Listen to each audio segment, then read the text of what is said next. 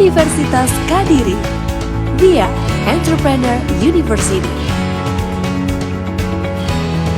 Seorang leader dalam mengambil kebijakan-kebijakan efektif untuk pencapaian tujuan bersama suatu organisasi.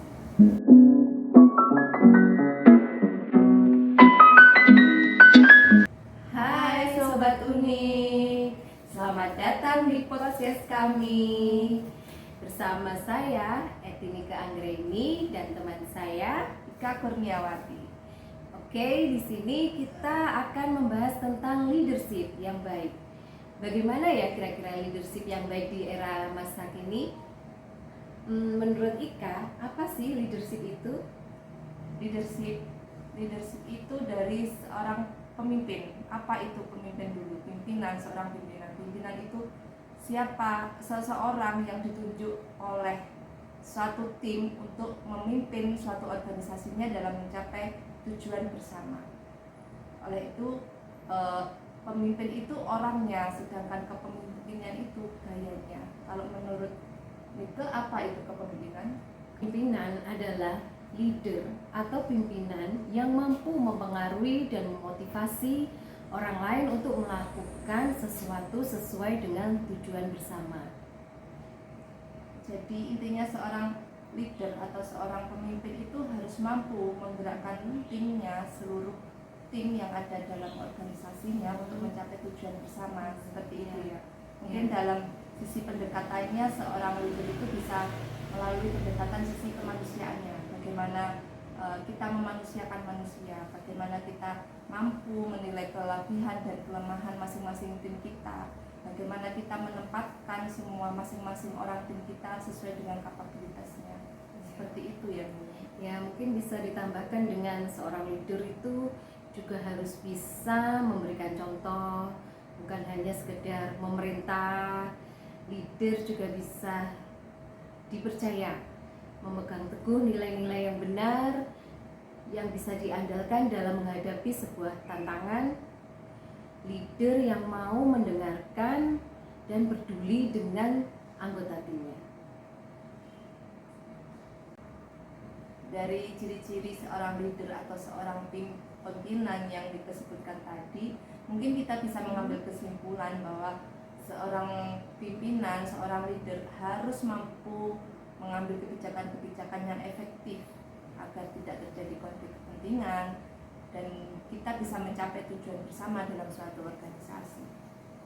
Kira-kira seorang leader itu membutuhkan bekal apa saja untuk bisa menghasilkan kebijakan yang efektif? Ya, memang menurut saya seorang pemimpin atau seorang leader itu harus memiliki bekal agar bisa menghasilkan suatu kebijakan yang efektif. Bekal yang pertama misalnya power introspeksi.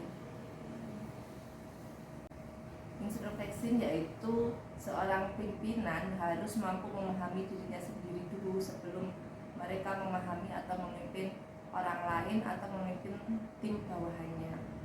Lebih ke pengendalian diri atau pengenalan diri sendiri sih ya.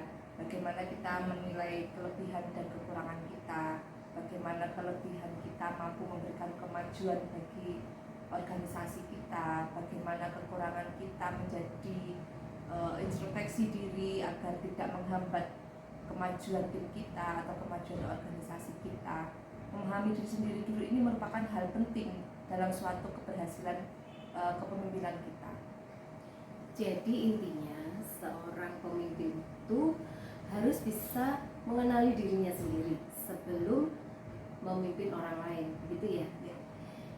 Ketika seorang pemimpin sudah memahami dan mengenali dirinya sendiri, maka dapat menjadikan contoh bagi bawahannya. Dengan memahami kepribadian diri sendiri, maka akan memahami cara berkomunikasi dengan orang lain, cara mengelola konflik, dan memotivasi orang lain. Gitu ya kira-kira. Bekal leader selanjutnya yang tidak kalah penting yaitu power introspection. Apa itu power introspection? Yaitu kita melihat ke masa lalu atau flashback, bagaimana situasi atau keputusan yang telah diambil di masa lalu dapat kita jadikan sebagai acuan atau pembelajaran dalam mengambil keputusan atau kebijakan-kebijakan yang akan datang.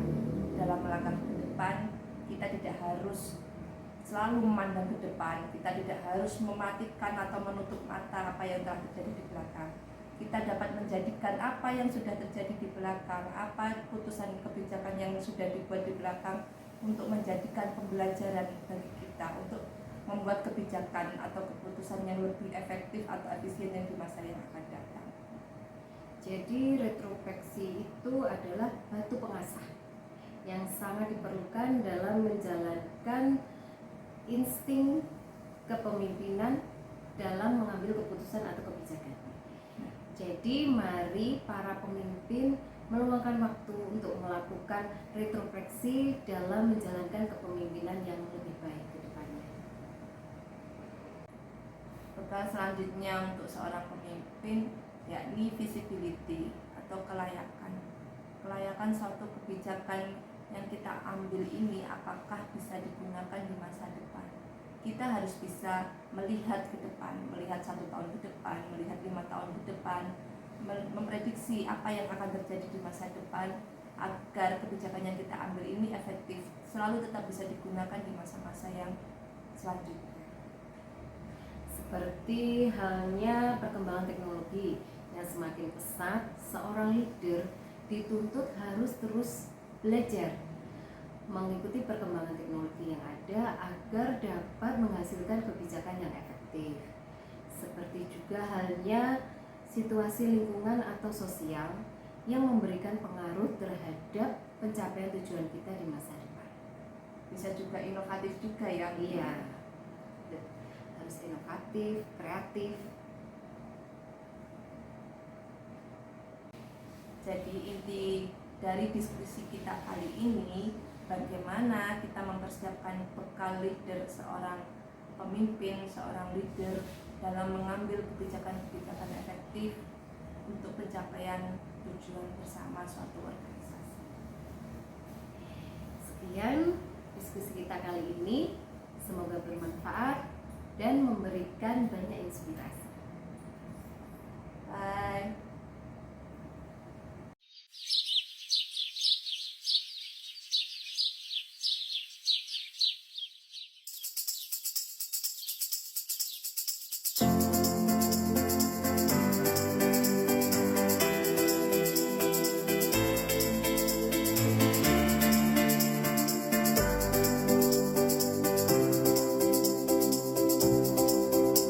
Universitas Kediri, tempat kami berbagi, menuntut ilmu, bersinar tanpa henti.